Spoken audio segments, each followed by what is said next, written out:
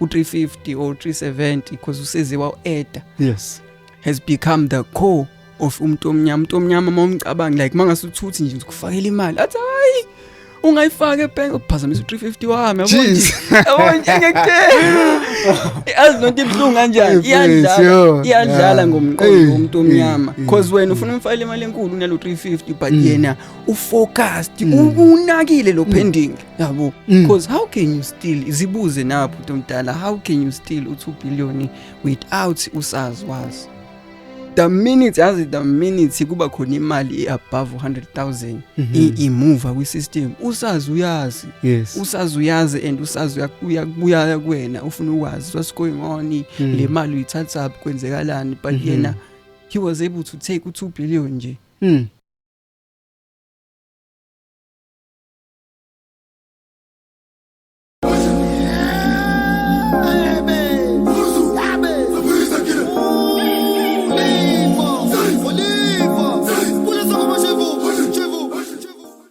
Eyitahola nganza kwethu sanibingelela kolunye uhlelo lingayizivele lo Durban Network another epic episode. I am your host uSaben Sizwanda wasele phansi emzinto sivula ngamazwi ke namhlanje athi victory will always be determined by preparations. Uma ungayilungiselele ngani yakwethu ukuphumelela kuba inkinga kubalekile ukuthi uma uzodlala uyiqeqeshe uyilungiselele ube on a good condition to face the game. Victory will always be determined by preparations. Siyanamukela ke ngalawo mazwi kolunye uhlelo lwayo ke iDurban Network kanti ke namhlanje sivakashelwe insizwa I can call him a socialite uzero mfana ngithi siyakumukela studio Budumdala ngiyabingelela it's so nice ukuba la ku Durban Network it's an honor yes, Zero to the truth shall set you free so lalela mntu omnyama it's going to be nice it's going to be nice no siyabonga kakhulu mfethu kuningi esizokubuka kodwa perhaps let's start by asking ukuthi ukungena kwalama Palestinians ayo 100 bani 153 exactly. Palestinians eSouth Africa asiqala nje ngeyivuthayo kuchazani ngokubuka kwakho eSouth Africa ngithanda ngoba uya straight to the point butomdala ucucuzi engakusho mina ukuthi it's all an illusion kumele uyibuze one question bese kwi build up thina siyapi siyaki G20 yes sir naku manje ke sekuvele kuvuka indaba yokuthi ama Palestinians asuka le ePalestine asidlula wonke ama country lawa eza straight la eSouth Africa ayalenda la causing chaos so that abantu abamnyama will be misdirected ba focus more on the situation yama Palestinians ukuthi afakiwe le South Africa aleka ama documents whilst ngemuva abantu are busy auctioning iland they are busy auctioning ama business khona bezokwenza sure ukuthi the time kushaya iG20 sekukhulunywa indaba yomsebenzi because again akumele siphazamise umsebenzi abantu abamnyama akumele siphazamise umsebenzi if you just look njengamanje because siphelele iG20 eChina sebevula imine la South Africa libizwa ngeVenpa yezwa they bidded for lokho ukuthi bayithola iziningi ezinye izinto ezenzekalayo and eventually abantu abamnyama bazoqala bavezeleke so as much as sizofocus kule ndaba yama Palestine siqine kakhulu kumele understand ukuthi at the end of the day bebezama something ezoshifta ifocus yomuntu omnyama khona singeke siphazamise umsebenzi siprotest because once umuntu omnyama wahlakanipha and pays attention to izinto siba threats budala into engifuna ukuyithola la eminyakeni eminingi edlule kuneyinkampani eza introducewa eSouth Africa mhlambe uhulumeni wobandlululo the previous leadership and staff ezimba embiwa phansi njenganama mineral resources eSouth Africa okuyisikhalo ke kubantu abamnyama ukuthi abantu abamnyama abakaze ba prioritize ekutheni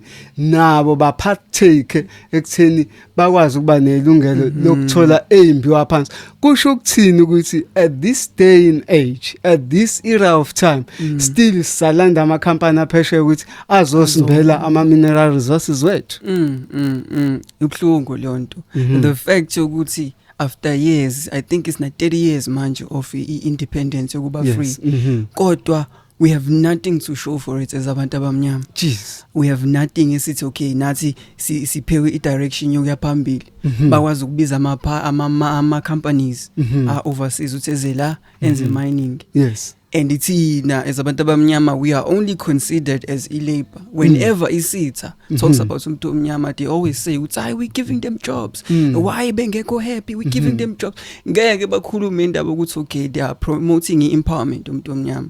Uthi nathi sibe namabhizinisi sikwazi ukumine for lithium, sikwazi ukumine for gold, ama diamonds. They will never push umuntu omnyama ukuthi enze into above le limitation abasinike yona njengamanje.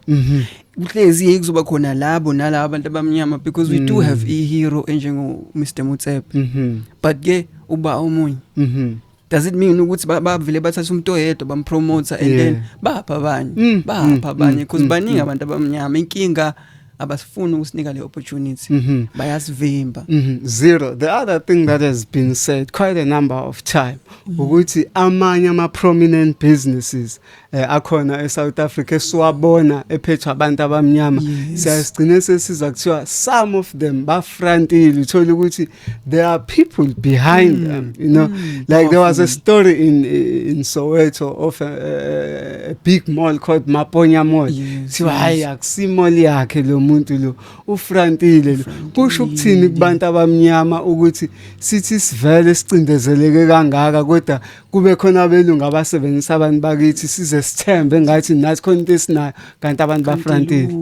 Because even nala mawuzokhuluma ngeDurban khona indawo sisemlazi sine mall ekuthiwa eMnyando Mall. Yes. And then you would think it's okay i-own umuntu omnyama so kumele siyipromote, but then if ubukisisa ngempela umuntu omnyama doesn't really own anything. Jeez. Yabo. Manje I don't understand why bethanda ukukhetha leyo qulu yabo like they are chosen one abazomthintitha bamenza abe there as a front man. Why bengafuna ukuvula ama opportunities for all of us? Why isitha is so incentivized ukuthi ekseni thina ezabantu abamnyama hlezi siphansi? Mele uyibuze nawe bhuti omdala because wena umdala kuthi indlela ibuzwa abaphambili. For sure. Wena ke if izinto iqhubeka zibe kanje kulo next 10 years kanje uyibona i-future ye next generation injani? Do you think ukuthi khona umuntu omnyama ozovuka aone imine naye abebillionaire njengomotsepe? Do you think khona umuntu omnyama ozoona imall? Do you think khona umuntu omnyama ozovula i-dealership adayise amakhazi abizayo? Jeez. Do you think wena ke there is a way ukuthi nathi sike sivuleleke lama opportunities lawa abanawo bona? Angazi ngibuze wena. Let us put it in this frame. Noma mhlambe ngibuze kanje uma ubuka wena uhulumeni wabantu abamnyama, hence you are saying they've been in power for 30 years now, you know.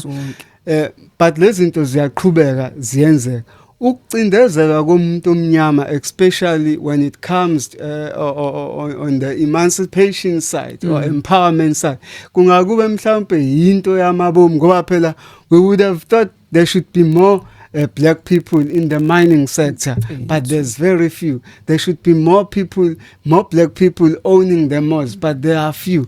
So wonke ama business that are machine making money, I mean, are still dominated by white people basically. So ucabanga ukuthi mhlawumbe into yamabomu le? Mina ngimile ngepoint lam because I only love abantu abamnyama. I feel like bas ropa from the very beginning. Jeez. I'm sorry to say this, angithanda ukumention amagama, but I feel like our hero yasemphakathini, legend uNelson Mandela or uGibson Makhanda, it depends because ubizwa ngehero unase usemalini, right? But he gave abantu ifreedom, or uthe unika abantu ifreedom usibahambe ba noma ngiyephi la bafuna khona, sebenzise the same toilets as abantu ama-white sitha, singene izitolo ezabo. But if you really think about it, on the day ethi free, angizwange ikhuluma lapha kwi-speech sakhe ethi umuntu omnyama finally na iland lapha ya hambani niyotshala, na iland lapha hambani niyofaka inkomo amashiphu, nivula ama farms. No, nothing was said about some businesses in mining sector, agriculture. Akachazanga lutho, and I can't blame Okoko, I can't blame labo bafika before me because babengazi. He cheated us from the very beginning. That's why I mean angazi, angikwazi ukuxola because I see the truth. Ngivuka ekseni ngibuke abantu behlele isitolo, abanye bengasebenzi. Ngibuke abanye begibela amabhasi begcwele, abanye begibela izitimela, sigcwele sabantu abamnyama siyosebenza. But at the end of the day, sisebenzela into yamanje. High future. We cannot generate or we cannot make a generational wealth. Into yokuthi okay, mawuthi manje ngiyakhothama ngiyahamba ngezulwini or ngiyotatamkhulu. Abalandela mina ekhaya ngibashiya nani. Nalokho it's a cycle yokuthi senza ama CV siya apply for umsebenzi, senza ama CV siya apply for umuntu omnyama deserves better than that. Isitha sihleli njengamanje ngumuzi wayo sipholile sinephuli or sibuka iview yayo lapha siya enjoy. Umuntu omnyama is working hard, uclocker in, uclocker out, day in day out, 24 hours a day, 7 days a week for unyaka wonke for nothing. Akuyona impilo le. Jeez, usase lapho ngifuna sithinte futhi indaba ye-education system that you are having in South Africa. Uma uyibuka wena kungakube inhlobo ye-education engakwazi ukuthi is-empower ukuthi singa-owner ama-business kusasa noma i-education nje yenza ukuthi sikwazi ukubhala i-CV sami sasebenza. I think vele yabona lapho kumele ubuyele emuva kuma Rockefellers abantu ekuyibona bona who founded the education system or ngithi abanye ababe contribute kakhulu. uRockefeller lo kuyena uqala umkhulu wabo had an idea yokuthi no man njengoba ese dominate i-oil industry ushoda ngabasebenzi and so what decide ukuthi uzothuma abantu to go bayo enterisha i-education system yabantu abamnyama. That's where it all started ekutheni ukuthi thina sifundiswa ukuthi ekugcineni sibe ama laborers sibe kwi workforce. Jeez, ungahamba uye noma isiphi isikole uhamba uyobuza ingane noma ka grade 12 ngoba phela ibona ababukwa as the future of South Africa. Umbuzo ukuthi i-network isebenza kanjani, how do you build a phone, yes, umbuzo ukuthi i-laptop how is it done, how do you operate Bitcoin, how do you uyawazi ama-bond, uyawazi ama-stocks. They don't teach us lokho. Nalokho bazogcina ngo-solve X, nalokho bazokufundisa uyazi lento indlela lento le e-corrupt ngayo, bakufundisa nge-history hayi yakho umuntu omnyama. You are not taught wena esikoleni ukuthi wena you come from the bloodline of kings and queens, ukuthi wena usuke ebukhosini, you are royalty. Nalokho bazokutshena ngo-Hitler, nalokho bazokutshena ngo-King Leopold, bakubuyisele emuva back kwi-Berlin Conference aka i-Congo Conference. La nakhona abakutsheni wonke ama-details ukuthi kwakusekudividwa i-Africa behlukaniselana. No, bazokutshena ngama-hero.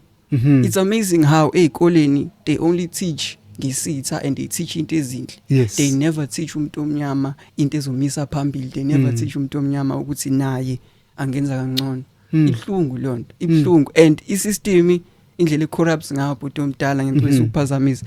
I-system indlela e-corrupts ngayo ungathatha isithombe mhlawumbe ungene eGoogle ubhale ukuthi Jesus Christ, uthatha isithombe usprinte and then uye noma yiphi ingane from the age of mhlawumbe u10 till the age of mhlawumbe u18 uyiveze lesithombe sakhe lo yamlungu loyo uthi ubalo ingane will tell you ukuthi hayi lona ngimazi kahle Jesus Christ is our savior, our hero.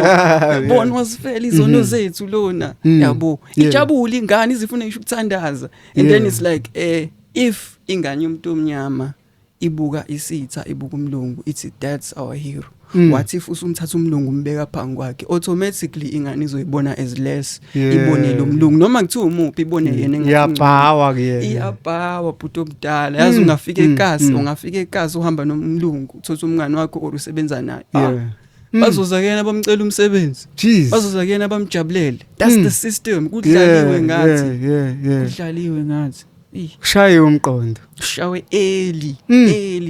Imagine ujabulela umlungu. Jeez. Why? Yini engcono ujabulela umlungu? It doesn't make sense. Into engifisa siyibuke sibuyela kancane lapha emva kwe-mining. Over the years, yes, South Africa has been mining. Yes, we are pretty aware ukuthi inkampani zaphesheya minor ezako China, or UK or America, yes. blah blah blah and stuff, you know. But the huge issue here is yonke into embiwa eSouth Africa. It is not processed in South Africa. It is taken away. Ibuye seyama 1,000. Sesithenga ama chain manje ngenkulu imali. Things that we should be processing ourselves. We should be designing those fucking things ourselves, you know. Ichaza ukuthini lento ukuthi over the years asikasiboni isizathu asikabi nohulumeni onewili yokuthi le mbiwa esinazo la siyiprocess thina. It's all a part of the system. Le system engilwisayo, le system enesifiso to dismantle one day. Yokuthi yonke into yala eSouth Africa, wonke umnotho, yonke iwealth ayibelong kuthina. Siya reporta le eUK. Sireporta kuQueen. Even ipresident ifakwayo kudlula a few months ihambe eEngland. Iyothembisa, iyopromise ukuthi no matter what happens, ayisoze yaphazamisa umsebenzi. Jeez. Ayisoze yaphazamisa umsebenzi.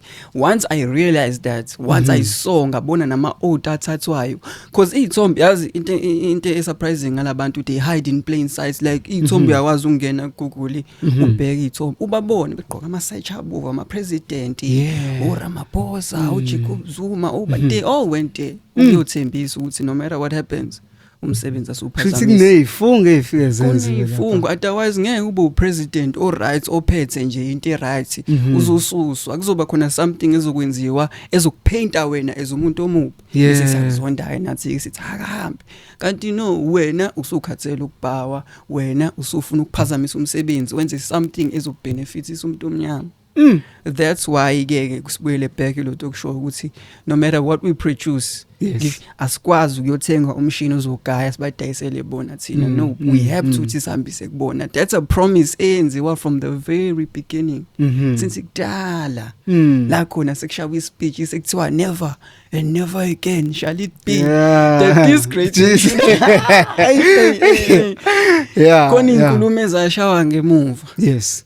Khona ithembiso ezenziwe. And akumele uphazamise umsebenzi. Akumele siphazanyiswe lezo zinto. Akumele siphazanyiswe. Let us speak about ukungena komuntu omnyama. We know we've got a history of Jan van Riebeeck entering or a Cape invasion in that sense. Umuntu omnyama khona la ngikuzwa khona engage at the very same issue. Ubuza ukuthi yini le bayithenga ngamalini lelizwe le njengoba today beyibiza ngokuthi bayalona lelalizwe omunye umuntu sebefuna ukumdayisela balithenga kubani iphi i-title deed yakho with what's money. Ngeke ngakhuluma nomunye nje wesitha uproud uthi abafuna abantu abamnyama. Wangichomela wathi no, bona they own izinto eziningi. Sengiyabuza ukuthi okay le land le uproud ngayo le yase Orania, le yase Cape Town, uthi wena nje nayithenga kanjani? Washo ukuthi hayi sayithenga ama Khoisan, they bought it from the kanjani, with what currency? Uqala nje ama Khoisan ayengakwazi ukukhuluma language yabo, futhi nje ama Khoisan akwazi ukuthi akhulume language yabo, akwazi afunda, akwazi ukuread language yabo, akwazi ukusayina. They stole everything. Laba bantu kodwa manje they are now pretending as if bathenga with what currency, ngayiphi bank. Ama Khoisan ayazi ngama bank, ayazi nge-currency, but they are so proud ekutheni ukuthi le land that they currently own bayithenga. Even ne Orania le kunendawo ukuthi Orania whereby umuntu omnyama is not allowed ukuthi nje ahlale khona abe ne don't have any access there lutho kwizwe lakho kodwa bana ne currency yabo kwizwe lakho, although bangathi ama coupon wara but still at the end of the day i-currency abayisebenzisayo ephikisa umthetho wase South Africa. Kudeep lokho, kuhlungu lokho ukuthi whilst umuntu omnyama engaoni lutho isitha took away everything from us. Jeez. And manje bafuna ngwane inani Cape Town ibe independent, manje imele yodwa futhi sibe keeper from us. Why? Do you think ukuthi bona vele banawo le ngqondo yokuthi bazimele noma baphume nje ku government onomuntu omnyama? Ngiyabona vele bebengeke bayivule Orania kuthiwa bengayifuni leyo nto leyo and ikhona nenye engizwile ukuthi iphumile se Northern Cape or something khona enye ecishe ifane neOrania nabo bafuna ba independent bahlale bodwa kwizwe lethu. That doesn't make sense ngimina nje I'm against lento because I see the system, I see the corruption and ngifuna more for umuntu omnyama. We deserve more than lokho esinawo manje. It's not fair. It's not fair ukuthi impilo ibe nje. Something needs to change. Need to change. Yeah. Zero. Kunabanye abantu abanganakiwe kodwa nabo who constantly invading South Africa. Nabo sebenendawo ekuthiwe zabo. Labantu ekuthiwa ama-Arabs, amaSulumane ababuya ko Middle East kulamazwe akho no Iraq, no Iran, no Afghanistan, no Qatar, you name them. There's so many of them. Or Saudi Arabia, blah blah blah. Nabo la South Africa, like where we are right now, there's a domination of them. You go on the side of the Sydenham, there's a domination of them. Even in Gauteng, there's parts where you know ukuthi ufica bona bodwa and like omunye umuntu bayamxwaya and stuff, you know. Kusho ukuthini lokhu ngezwe lethu ukuthi noma iluphi uhlango lifika libuya kwelinye izwe la lifike lidla indawo ethile libize ngeyakho liyangena nje ama leaders ethu enza into engayi understand and yabo if I could tell you this ngo July inkosi yethu our great leader yabantu abamnyama lapha uMrs Zulu wahamba wa UK. Yes, we have pictures, we have videos, and then go October waphinde futhi wasathenye trip futhi waya eLukhuzane UAE Dubai. Yes, yeah, picture UAE ehleli nenkosi lapha eDubai. Yes, now he was signing ama contracts and of course abantu abamnyama bazojabula bathi siyaphambili as the Zulu tribe. Kusangavuka something ekuzothiwa we are the richest tribe mhlawumbe eSouth Africa. But mina into engistressa kakhulu ukuthi yini la abeyoyidayisa lapha. I keep asking myself and ngiyastressa ngalento because ngiworried ukuthi ngeke yazi awuvela usuke uthi ngiyovakasha eUK ngiyohlala nje nama elites.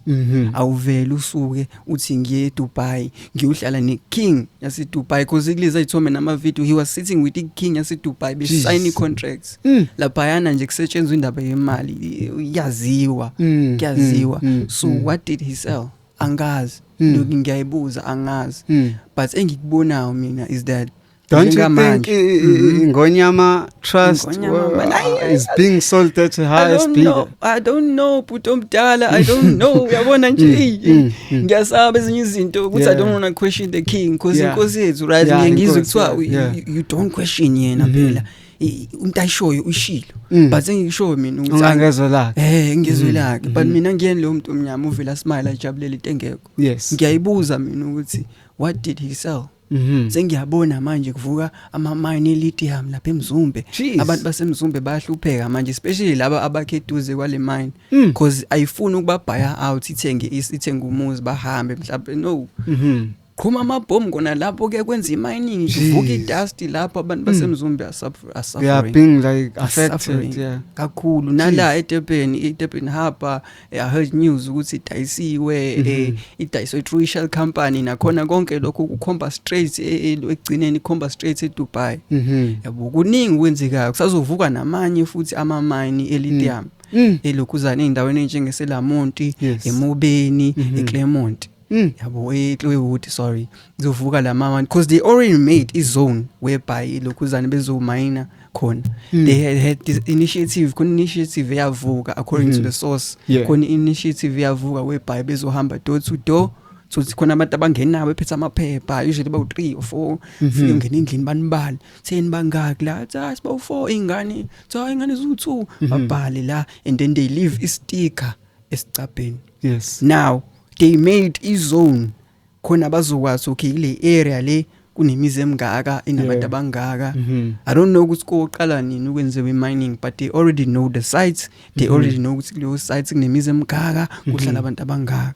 And again ayikho into ongayenza umuntu omnyama ukuphazamisa umsebenzi. I really feel ukuthi lento bazoyenza. I just don't know when and I don't know how because ihlala abantu ilamonti ilokishi. Imobeni singasho sinaye ilokishi industrial area there and there and then iClearwood nayo sangayi but there are people living there. So I want to know usuzokwenziwa kanjani.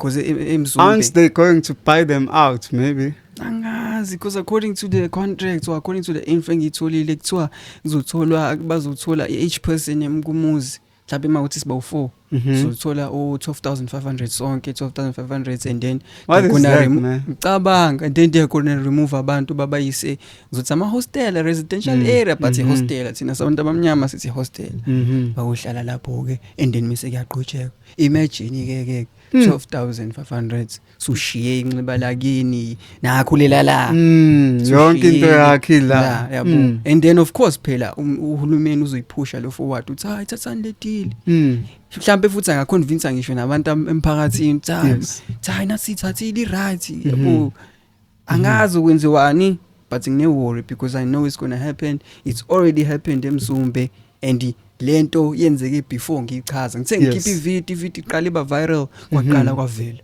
hayi beMzumbe kuyanyakaza uyasho uyavuka ngempela imine eMzumbe njengoba bengishilo yabo so manje I'm worried ukuthi what's going to happen next because abanendaba nomuntu omnyama banendaba nemali and amali zethu they can't do anything because akumele baphazamise umsebenzi. Asikhulume nge a man at the helm Cyril Ramaphosa. There's been a lot of strikes.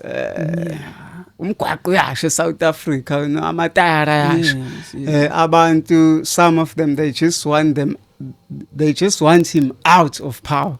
So ngifuna ukuthola la ukuthi uvo lwakho wena iposition yakho with regards to his style of leadership and stuff.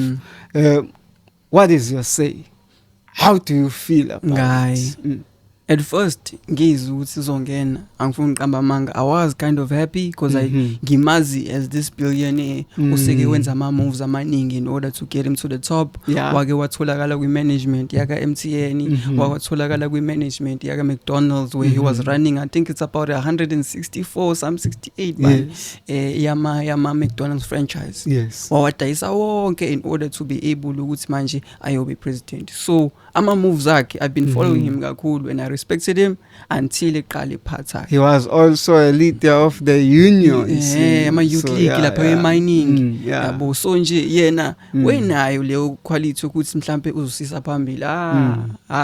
Wavela waphatha. Opposite of what you were thinking. Yazwa ijika lento umuntu wavela focus emalini kakhulu ke nalokho kuphumelela yena nabantu bakubo. Phumelela yena nabantu bakubo and la khona engabona ukuthi things are bad la khona sesihamba siyocela iloan le 500 billion. Yes, 500 billion. Jeez bro. Wasikhombisa ama flames kuRamaphosa lapha wasikhombisa ama flames imali yanyamalala imali kwenziwa izinto eziningi and when abantu abamnyama got angry when abantu abamnyama bethukisa yamsusa manje wavele wabashanga umqondo wathi boom now 350 jeez kwathulala wathi do kwathula wala wathi do 350 was a distraction khona umuntu omnyama ezothi ukuba calm ehlisa igazi right that's what I said they always hide something bazokwenza something ezokwenza ukuthi sikhohlwe the truth sikhohlwe the truth sinake lokho and right now u350 or 370 because useze wa-eda has become the core of umuntu omnyama momcabanga like mangasuthuthi nje ukufakela imali athi hayi ungayifaka ebank ukuphazamisa u350 wami yabona ngekuthe azinonto ibhlungu kanjani iyadlala ngomqondo womuntu omnyama because wena ufuna umfayile imali enkulu unalo 350 but yena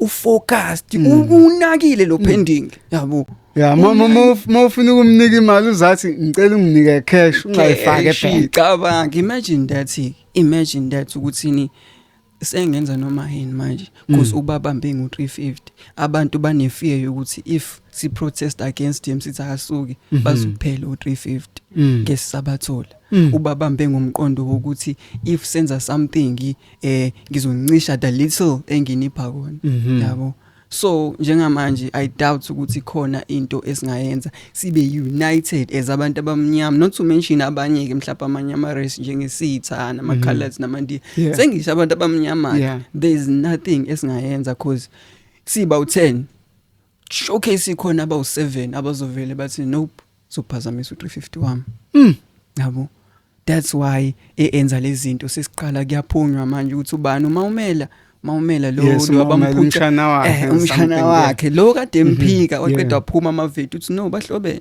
yaphuma iproof ithombe buka utshontshe emalini 2 billion ntshontshe 2 billion yeah. lapho kwathathwa imoto lezi ama Lamborghini lawo blue kwathathwa unanemoto yamshana wakhe lencane Lamborghini iyabiza le mpahla leyana Jesu le toys lengane libizana kwasizwa umuzi wakhe wathathwa like Sunny Hope ezabantu almost everything was confiscated and exactly Sunny Hope ezabantu abamnyama uthi okay mhlawumbe konke izokwenzeka waqede kwathulakala after that kwathulakala after that sesidistractwa ngani sesidistractwa ngoKhet Matlala manje sekucinwa yena I feel like uyena angani noma ngizothi escape goat uyena scapegoat uyena umuntu bazofihla ngaye kuzodilwa naye kakhulu so as to protect laba abanye because how can you steal izibuze napho uMdala how can you steal u2 billion without usazi wazi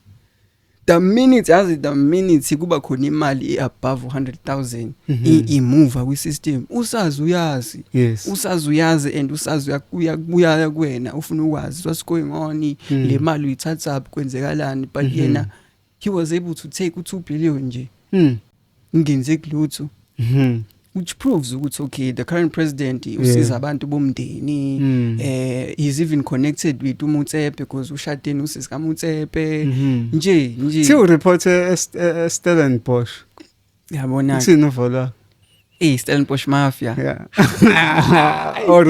Rupert the Oppenheimers yabona kwanabo they are part of labantu laba that actually run South Africa currently njengamanje what I've been working on and is into engifuna ukuthi ngisheshe ngirelease is ukuthi find out who is the shadow government because I believe angivele ngithi I believe allegedly ukuthi sine shadow government that actually runs South Africa abantu ekuyibona ebenza ama rules lawa azo affect umuntu omnyama nabo that's why ngeke ngenza a video futhi nakhona I like ukuthi ngifike ngenza ivideo abantu badoubt eqeda phuma amaqiniso I made a video ngikhuluma about this guy bengisanda ukumdiscover which is uPaul O'Sullivan. Yes. I was very scared ngisanda ukudiscover lo amchita because I saw ukuthi okay we threats.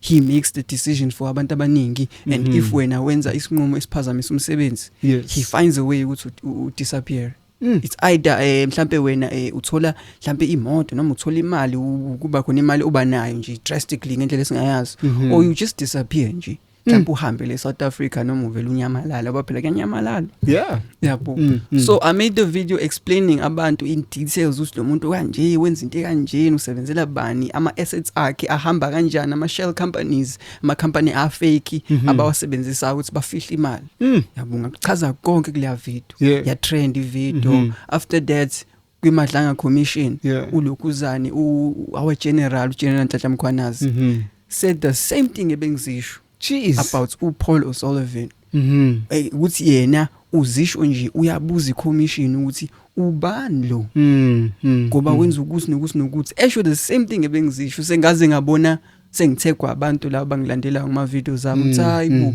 uGeneral Mkhwanazi usho lezi zinto atuzisho lento kade ukhuluma ngayo andiyona ngo yaphinde futhi yashiwo uLokuzane uJeneral khona lo mphathi lo amaphoyisa lo uba uqoqa isiqoko ukubheka icele nayo esho the same thing nayo ebuza ukuthi no man ubani lo une influence engaka yabo that was when I was reassured ukuthi no ikhona shadow government manje my duty njengamanje ukuthi ngifind out ukuthi ubani amalunga badume ngani and expose this because the truth shall set you free abantu abamnyama deserve to know iqiniso ngezwe labo sekukubona usibazokwenza njani once they know the truth because it seems like there's somebody that is behind okuyena oshayela lestimela esikusona recently few days back Witness D was shot ubani Van der Merwe or somebody Van der Merwe Marius Van der Merwe Marius Van der Merwe was shot izwa nje ngokuvela kweindaba ezibuya kwamanye nje ama news ubekade ezokwenza interview ebhayikade ezo expose khona illegal mining for which he highlighted ukuthi ubona illegal mining ingastop eSouth Africa it because kunabantu abakhulu who are involved there who are getting something there and stuff you know. Also ke sokhumbula ukuthi uWitness D omunye owa expose isidumbu esalahlwa eFereniging or something yes ubani lo Julius Mkhwanazi is involved kuliyonto le. What is your take ukuthi sithi sinophiko olunjenga nemadlanga bese kufa uWitness? I guess singasho not to mention amagama but singasho ukuthi they are trying to hide something. Because again njengisho futhi again lento I believe ukuthi uKheth Madlala is an scapegoat.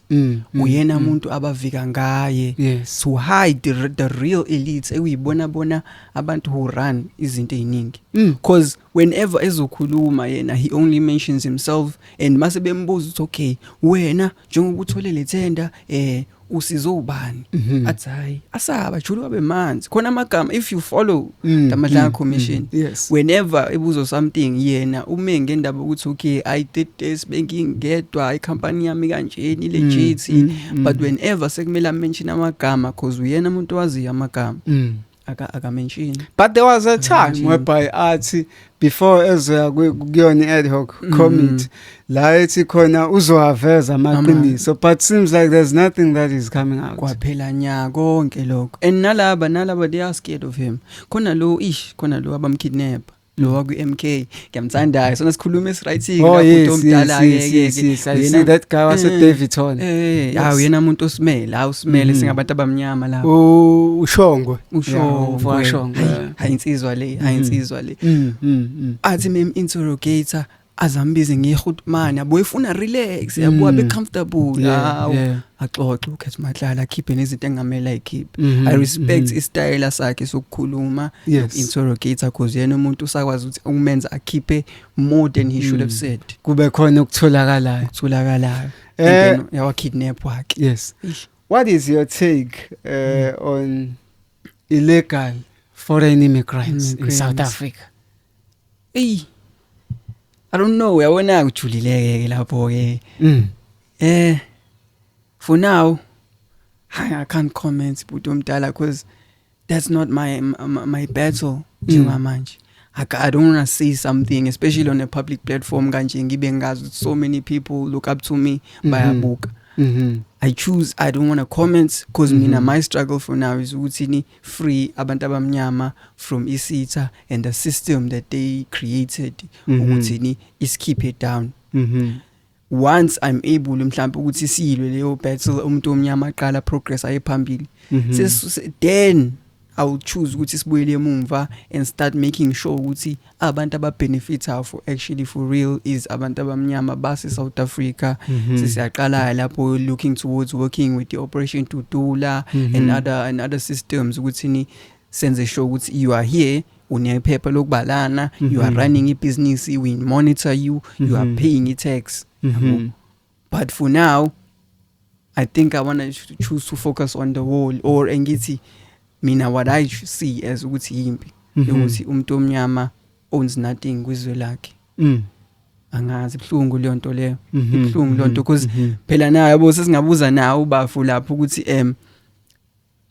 la ehlala khona njengoba ihlala isakhamuzi kuleyo area yangakini mhlambe meyibuka umakhelwane kuthini kuyena seeing and knowing ukuthi okay asinalenda sikwazi ukufuya asikwazi ukutshala kodwa sabantu abamnyama mina angikwazi ngisho ukusenga inkomo ke mina akwazi ngisho ukusenga inkomo mina kodwa ngumuntu omnyama wayibo kanjani why because they took away everything.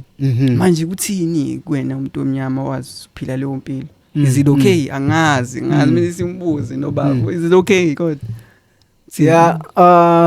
kulento esho uqinisile however mawubheka abantu abamnyama bana island kakhulu sibheke ukuthi abantu abamnyama abaningi babuye endaweni zasemakhaya ikhona iland ipiece of land encane abantu abayi-ownayo emakhaya kodwa kunale nkinga yokuthi ugovernment wethu akafuni ukuthuthukisa izindawo zasemakhaya so abantu bagcine beza la bezokwakha imikhukhu eduze kwamadolobha bagcine belwa nomasipala ukuthi sifuna indawo zokwakha around la so that sizokwazi ukuthi sibe neaccess ukuthi sikwazi ukuya emsebenzini kwamasile emakhaya asikwazi ukwenza lokho mhlambe before we look much deeper into issue yeland ake siphinde sibheke ukuthi yona le esinayo siyakwazi ukuyi-utilize yes of which ukuba destabilized kwethu ekutheni siyi-utilize it's because we do not have ama-resources ugovernment akasinikezi okwanele ukuthi sikwazi ukuba namandla anele ukuthi sithuthukise ngale makhaya so that abantu bengezuza ngapha bazodimanda iland esuke incane kweyamasipala ngoba befuna ukwakhelwa izindlu ezisondelene nendawo zokusebenza buto mdala amazwi akhe ayaphilisa amazwi akhe ayaphilisa kakhulu yazi you said it exactly and we show kahle lento I guess we just need an opportunity and manje even the government isn't willing to help umuntu omnyama lo onayo kilendi amthuthukise akwazi okay mina imfuyo mhlambe ubisi hamba usebenzisana noClover yabo mhlambe inyama le asebenzisana nama companies a distribute naye they are closed leyo mnyango le for example wana 0y singenawo mhlambe let's say uhlaka nje an agency ya government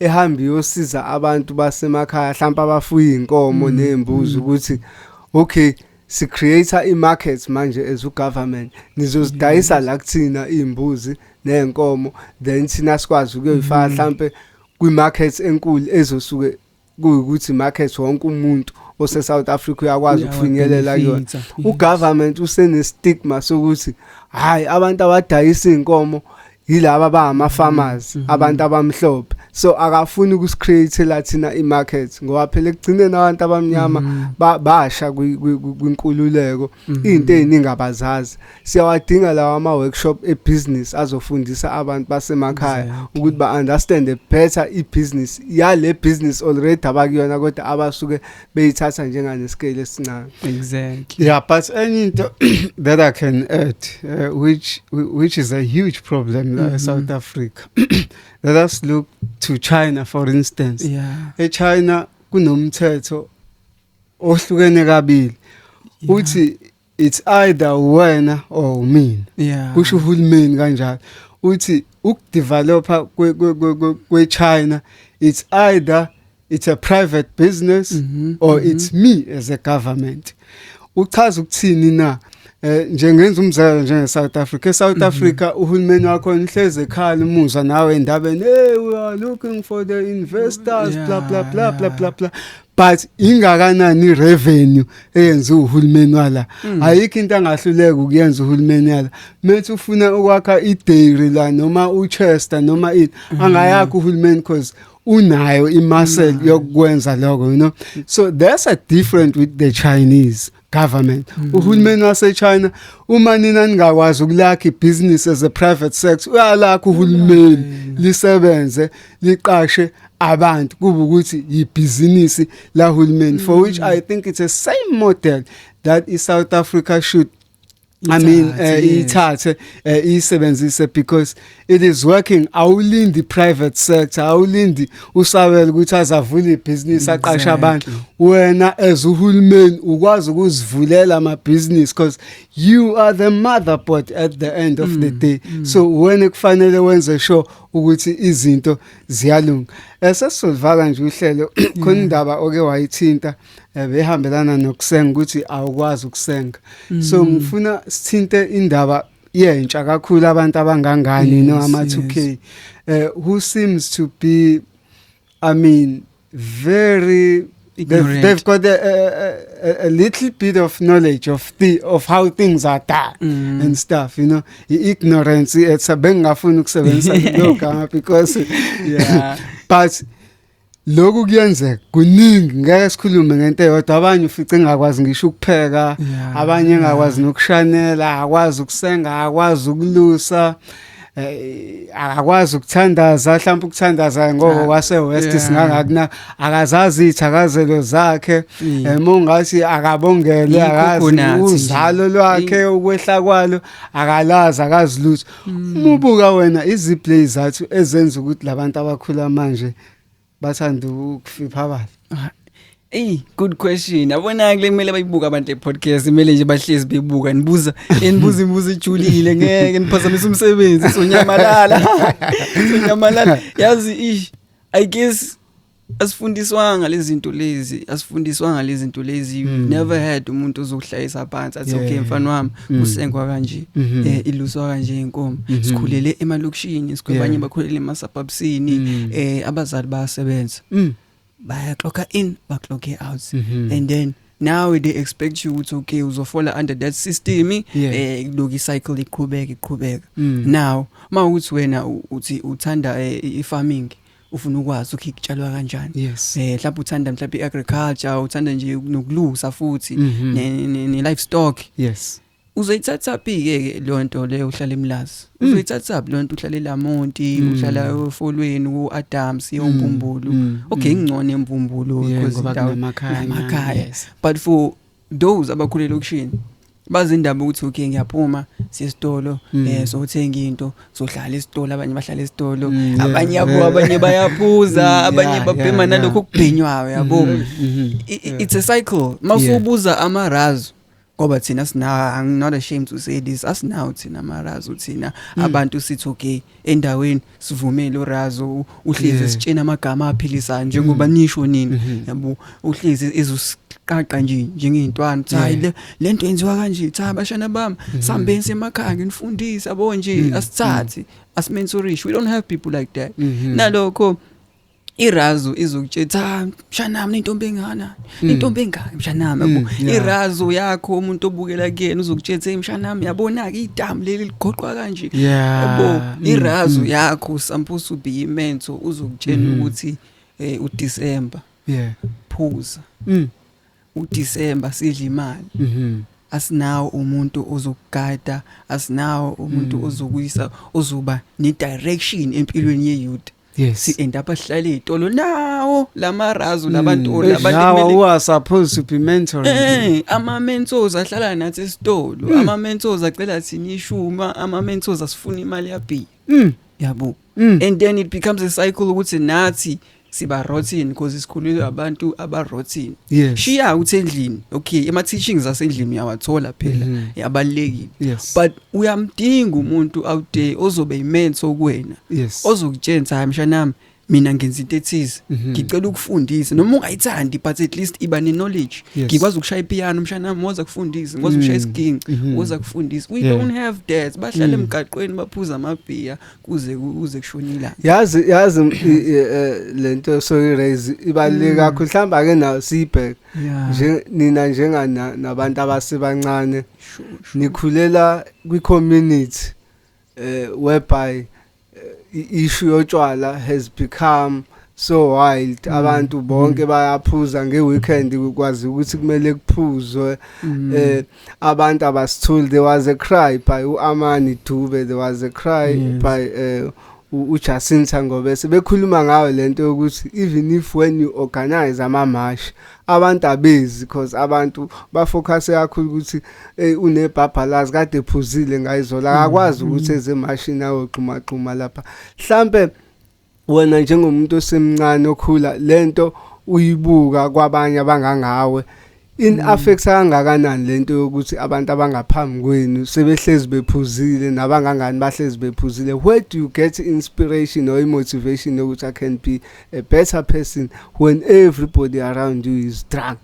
I like umbuzo wakho buthi umdala I really like umbuzo wakho yazi for me ekhaya umama is a matron right she runs isibhedlela and then my dad is a principal right so they raised us ngalendlela ukuthi basipusha I mean I've always been pushed ukuthi you can do better hlanganisa wara ngafunda ngaqeda matric ngahamba ngayiversity ngafunda and then I was like phani indawo futhi I was like no lento engenza akusimina ngabuyela kubazali bami ngabacela ukuthi ngicela ninginike a few years ngidiscover ngithola into engiyithandayo if kwenzeka ukuthi okay ngilento le my path lengifuna ukuyahamba it doesn't work out ngizobuyela emumva finish the degree ngihambe ngiyobele lawyer abafuna ngibe yona yabo and then they were like okay so kunika until 2030 figure out ukuthi ufuna ukwenzani if uhluleka you're going back uqeda degree and then futhi swami omncane yena ufunda e-taxi she does sports sijwayele umbona nje ku TV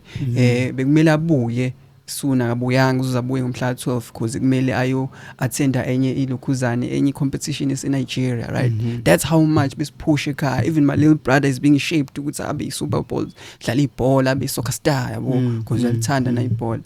Now I've always had that influence from ekhaya ukuthi I can be better, I can do better, angamandi i-environment engikuyona kakhulu because la as long as la ku right then ngizoya phambili.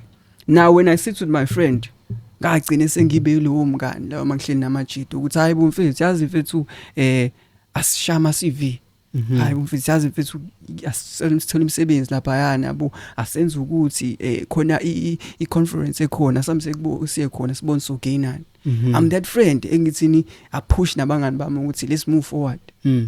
Let's move forward ngalokuthi in a way ukuthi they even stopped ukwenzeni izinto eziningi because nabo because of the environment bese bedonseke ekutheni baphuza utshwala bese bedonseke ekutheni ukuthi baphafuze lezi zinto eziphafuzwa right ngasho kanjalo bese bedonseke and now it came to a point ukuthi ngiba keep up busy hlezi senze izinto until baphuma kuleyo mqondo baphuma kuona njengamanje all of my friends basebenza omunye usafunda ushaya final year wakhe so njengamanje I influenced them ngalendlela ukuthi sesiphumile sihlala khona phela lokushini but manje ngokomqondo asekho lapho sekulate ukuthi ngakhona irazi eqhamuka isitsheni hayi uyazini uDecember manje siphuze because umjito wami uzongitshela uzomtshela hayi bu uDecember manje akupendiwe ekhaya mina kushintsha indlela yokupenda umjito wami uzokutshela ukuthi okay nginemali ethize what can I do ezo improve mina or impilo yasekhaya and then bese sihlala sonke ke nje as a group sibonisana ukuthi okay kini likhona ifridge uyalithanda wena ifridge indlela ilona kini okay yathi angilithanda kanjani okay ushuda amalini simpheshe thenga ifridge elisha kubo ajabulisa umzali yes yabo or enze something for himself or ukuthi nje amise phambili empilweni mhlawumbe aqala ibusiness omunye unane car wash usefuna ukuba nechisa nyama I was that person ekubangani bami ukuthi ngayibona early i-corruption yale ndawo ihlala kuyona and I fought ukuthi ngizokhipha mina nabantu around mina from umqondo mentally umzimba ungahlala khona but umqondo awuphume from environment otherwise bazocorrupt labantu ohlala nabo bakubuyisela emuva bakubreak it down. Yes, we can't be like that. We deserve more. So nginawo kama initiatives engikwenzayo yeah because I was about to ask that ukuthi khona into yenzayo just to spread the word lokugulo nako ukufakele nakwabanye ikhona initiative engayivula which is called the Zero Foundation. Siyahamba siyofeed sinama feeding schemes siyofeed abantu abahlala emgaqweni. I do go out ezikoleni ngibe nama competition where I give out izinto kuyingane mhlambe it's a bicycle mhlambe nje ukuspreada lokho ukuthi ingane ijabule mhlambe mningi nezicathulo and then ngiba lecture after that ngibatshene the one thing ngithanda ukuyesho ngibatshene ukuthi be a leader don't be a follower. Ngiba pusha kulo mqondo ukuthi no matter in the future because ngeke ngihlezi ngikhona as a mentor or ngihlezi ngiphanga kwakhe usazophuma aye ngakubo and face labantu abazomzela necorruption. Ngifuna ukufree umqondo wakhe ngani afunde ukuzenzela ama decisions akhe angabi ifollower ukuthi okay baphuza abangani bami nama ngiphuze baphafuza nama ngiphafuze. I free ingqondo yakhe yokuthi be a leader, don't be a follower.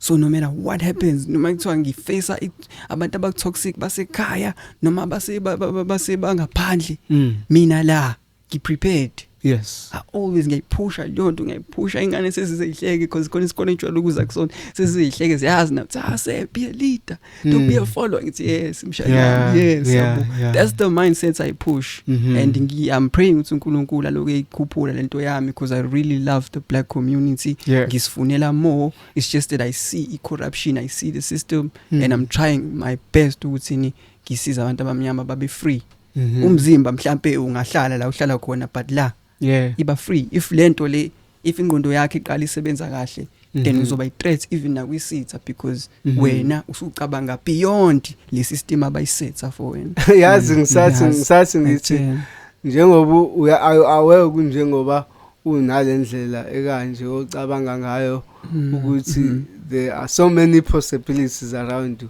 Someone from the ANC, someone from the DA, from the MK, from Inkatha can come to you and sebekubonile ukuthi you are possessing power on the social media. Approach ukuthi ndoda awuzojoina i-youth league yethu la mhlambe sizokunikeza i-position. Do you see yourself one day becoming a politician or you wanna stay forever like njengokunje? Ngiyawuthanda umbuzo wakho. I always get asked lo mbuzo yazi. I guess if ithuba lifika one day sengiprepared I would like to take a role of a leader whether it is as a councillor or whatever ifikayo. But inkinga iyodwa mina engiye ngibasheshe ngibatshena abantu ngayo. In everything I do I favor umuntu omnyama. Kuko konke engikwenzayo I choose umuntu omnyama above kona konke. Therefore if ngibe a leader ngizobe i-leader ngisho ukuthi iphumele umuntu omnyama qala. Do you know ukuthi wonke ama leader ayesho njengawo futhi they've got the same spirit until money comes to their pocket. Isibona mina ngithanda kakhulu umuntu omnyama mina. I feel like konke ngokwenza even if kuthiwa kuphuma ithenda go benefita umuntu omnyama qala ngimile kulokhuza umuntu omnyama mina ngimile angiwi I love abantu abamnyama kakhulu and I believe ukuthi siyakude if we can just get an opportunity manje ngizama ukuthi ngivule leyo mnyango and I'm willing to spend the rest of my life ngchase a little dream because ikusasa laziwa I don't know ukuthi ngizophelela laphi but I know ukuthi la ngiyakhona umuntu omnyama will be free sizo benefit no matter what. Nganza kwethu sivala kanjalo ukuhlelo lwayo iDurban Network u20 uthanda umuntu omnyama ukudlula imali. We know of great leaders who've got fantastic ideas but yafika imali nganza kwethu yayingcolisa imiqondo yabo. Mfana kithi siyabonga ukusivakashela e-studio. That was a super and wonderful conversation that we shared today. Siyabonga. Mhlambe zero mhlambe ufuna abantu bakulandele ku social media. Oh if ufuna ungifuna mina if you want to watch me Zero Africa on all digital platforms whether it's TikTok, Instagram, Facebook mawukuthi uya ku YouTube uzobhalisa Zero inkinga but nakhona if ubhalisa Zero Africa I appear because that's me and lelo gama ngathola ibhola njalo ngazi nitshe ngangikukhipha ngikukhipha lapha ngangeni lutho like amachita athi u0 wena ngeni lutho okay. Sivala njalo kuhlelo naye u0 Africa uthi ke uma ufuna ukumlandela kuma social media platforms it is 0 Africa across all social media platforms. Sivala njalo ke uhlelo lwayo iDurban Network. I am your host Sabel insizwa yakwandabase le phansi eSouth Coast City kona nje abake babonana baphinde babonana. Danko.